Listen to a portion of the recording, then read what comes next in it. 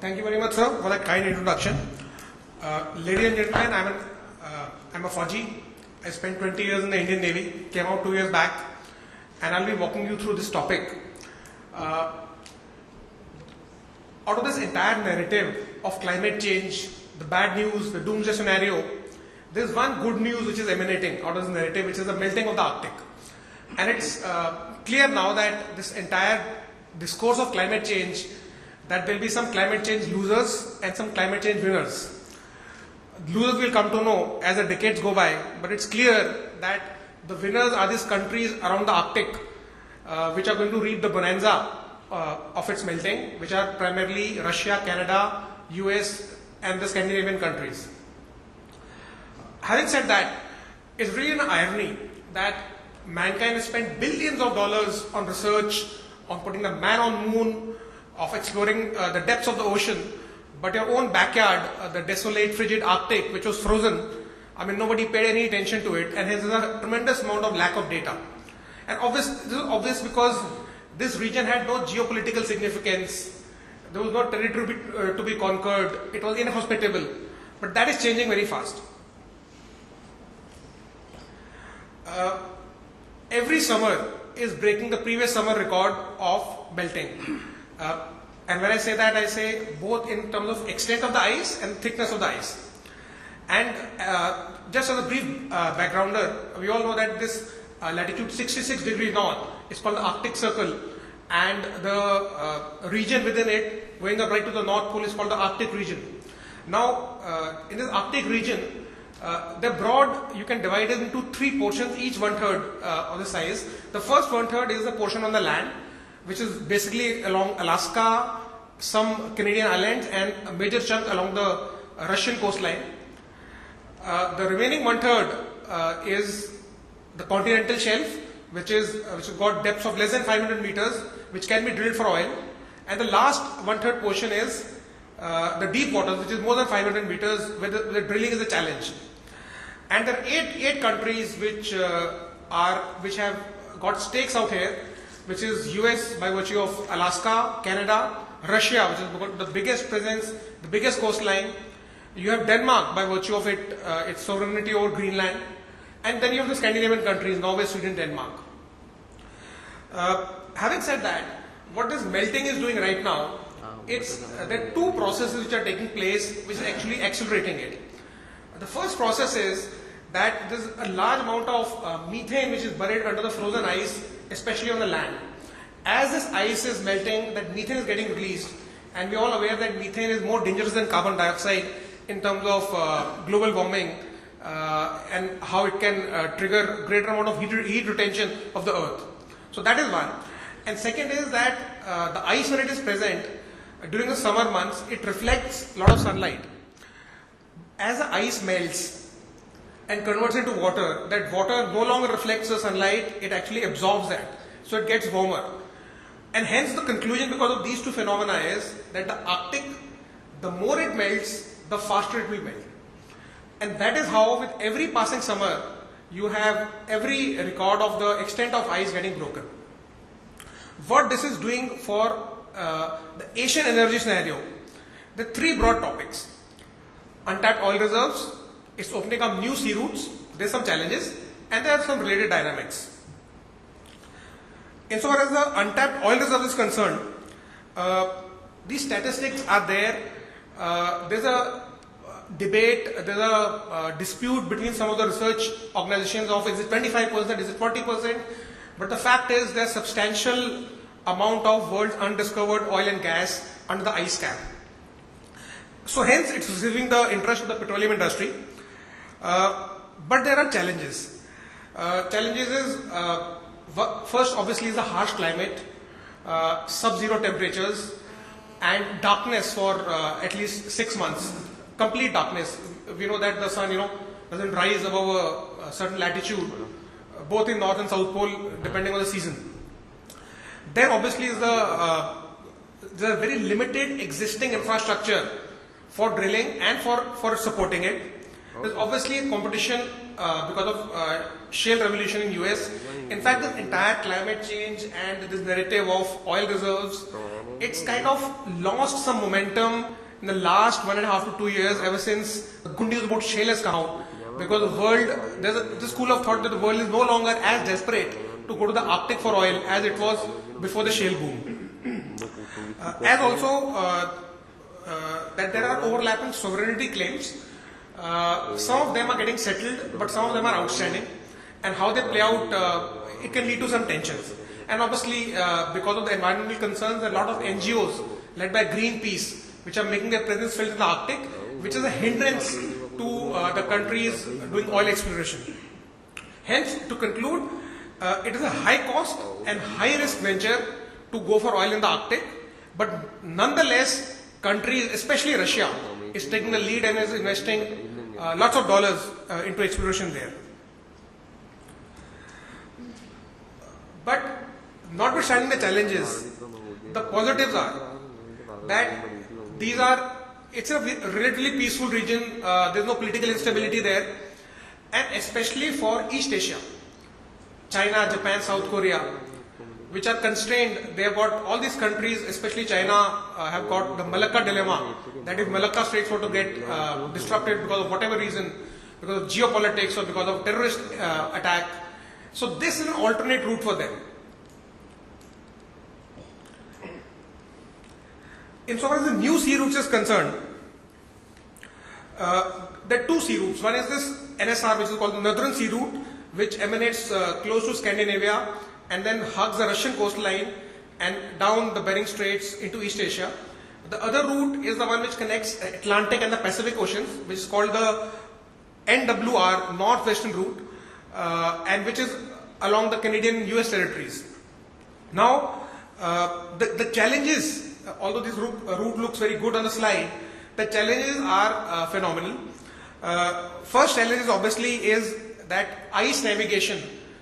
Both the manpower which is required for it to man the ships needs to be specially trained, and the ships which need to go into that ice-bound sea, their hull configuration needs to be different. So which basically, I'm talking about investments of money. Second is the fact that the insurance rates for whichever ships have transited in the summer months in these routes commencing 2005, the insurance rates have been pretty high. So which actually kind of dilutes the saving of time and cost because of the shorter routes. As also there is a lack of navigation charts, is lack of instrumentation, because the area has not been surveyed because it was inaccessible. And largely it requires investment from Russia, Canada and US if they are to have navigation aids along the coast. Absence of any diversionary ports, if the ship was in trouble or if an oil spill was to take place, help would go out from where? Especially in the Russian coastline, there are hardly any ports or ports which can take care of such emergencies. But notwithstanding these challenges, you have the advantages. Obviously, for the first advantage is that there is no piracy, there is no political instability there, and also the fact that the VLCC, which are the very large crude carriers, which cannot go through Panama and Suez canals, these ships nowadays go around South Africa and around Straits of Magellan, south of Chile. These ships, this route is ideal for them. So it's a substantial saving for the VLCCs. As far as China's interest is concerned, it's got the Malacca dilemma. But a lot of Chinese scholars have brought out the fact that if you were to adopt this route, then you have the Bering Strait dilemma, because US has got a huge presence there. So one dilemma is being replaced by the other one. Nonetheless, for Chinese oil imports from the west coast of Africa, this is an ideal route, and China is investing big time into Iceland to kind of develop those ports as a transshipment of bunkering ports. And for information, in Reykjavik, which is the capital of Iceland, the largest embassy is that of China and not US, which is the norm mostly all over the world. Then there's some related dynamics. The first dynamic is this, obviously, sea level rise. To be fair, the Arctic melt cannot be attributed to sea level rise, because that chunk of ice on the North Pole and is actually already floating on water. However, the melting of the ice in the Arctic Circle on the land is a cause for concern, because we are aware that Greenland has got, in a hypothetical scenario of the entire ice of Greenland melting, the sea level would rise by 7 meters. This is obviously not going to happen in our lifetime or beyond that, but there's a huge potential of sea level rise if this melting was to get accelerated. As is clear on this snap that the countries will be impacted the most is South Asia and Asia, by virtue of having population hubs along the coast. I mean, if you look at the metropolises, starting from Karachi to Mumbai to Cochin, it can create havoc. As far as India is concerned, any amount of sea level rise, in case that melting was to get out of hand or was to suddenly accelerate, which cannot be predicted, it could play havoc with your country by virtue of the fact that there are traditional livelihoods along the coast. We are aware of the city of Mumbai. It had got flooded massively in 2005 and then subsequently also it got flooded. Whenever the flooding in Mumbai or even in other metropolitan cities, it's always a combination of heavy rains and a combination of high tide which precludes the rainwater from getting drained out. Now just imagine if this high tide also get permanent because of sea level rise. You would have flooding very often, incessant. There's a geopolitical competition also which is brewing up there.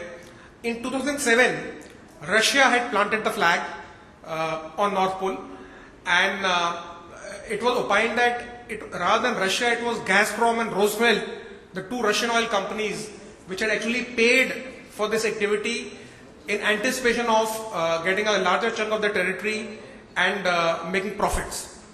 So, insofar as this geopolitical competition is concerned, it is only United States which is actually interested in countering Russia in the Arctic. None of the other Scandinavian countries or Canada or Iceland have the resources or the will to go in there right now. And what's happening is that in this emerging geopolitics, which is getting played out away from all media, away from all news channels, is that there are three issues at stake. First is obviously the fishing rights. It's got high quality fish, sells for a huge price in the market. There are tourism royalties. Nowadays, tourist cruise ships are landing up in the Arctic, taking a round for the tourists, clicking photographs of polar bears. So they pay royalties to the countries because of the amenities provided in terms of ice-free navigation. And obviously with the shipping royalties, once the shipping, just 2 minutes, once the shipping actually picks up, there will be royalties by virtue of hugging the coast. And the fact is that commencing 2005, every year 2 or 3 or 4 ships have been transiting this, container carriers, oil tankers, as a proof of concept, also to try out a new route. And every year the ships come back and report lesser number of problems as they transit this. In conclusion, I would just like to state 1 or 2 things.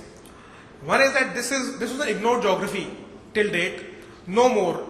The world cannot ignore it because it's melting on its own, or it's melting because of climate change, it's melting for whatever reason, but it will be in the news. And it's got 3 implications.